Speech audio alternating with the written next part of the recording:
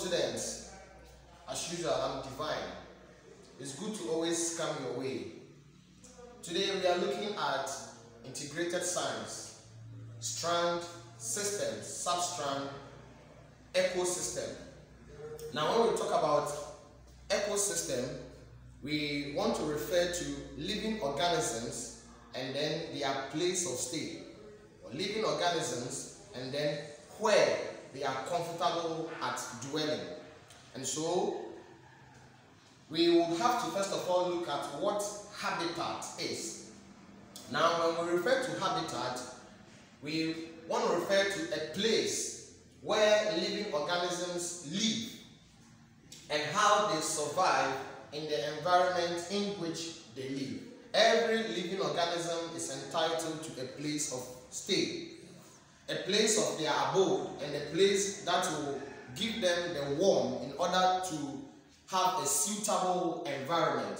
And so the various living organisms have certain places that they are comfortable of living.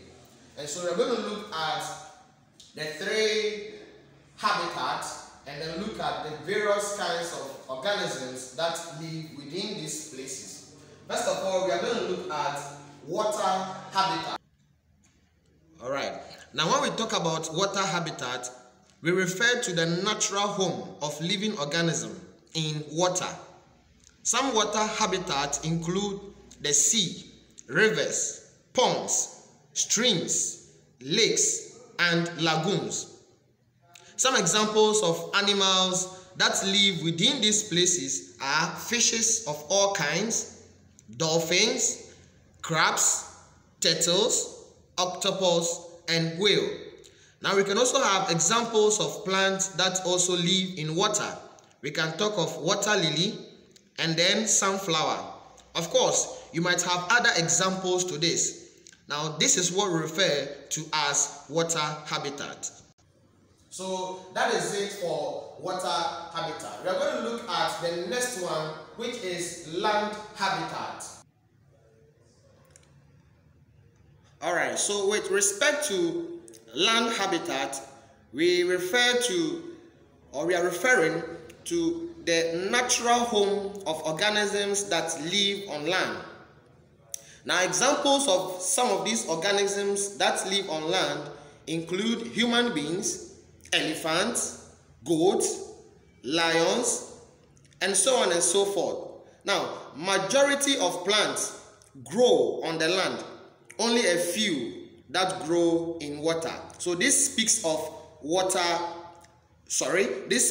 land habitat. Okay. Alright, so that does it for land habitat. Obviously, there are numerous examples, and so you can further do research and add some more examples to it. Now, we're going to look at the third one, which is air habitat. Now, with regards to air habitat is also a natural home for living organisms that fly in the air and live on trees. Of course, those that live on trees, you can say arboreal animal, but they are all under the air habitat. Now, examples of these animals could be birds, insects of all kinds. Now, under birds, we can also look at examples of birds like parrot, hawk, and so on and so forth. Under insects, we can also look at butterfly, bees, and so on and so forth.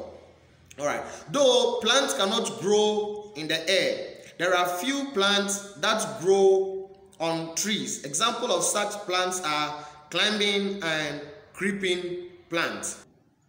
Alright, so we've looked at the three various classifications of habitat, and so I would like that you do further research on this. And then if there are any questions or if there are any contributions, you can just comment on the platform. Send in your questions for my attention and then I will address it. Alright, until then, bye. We'll meet later.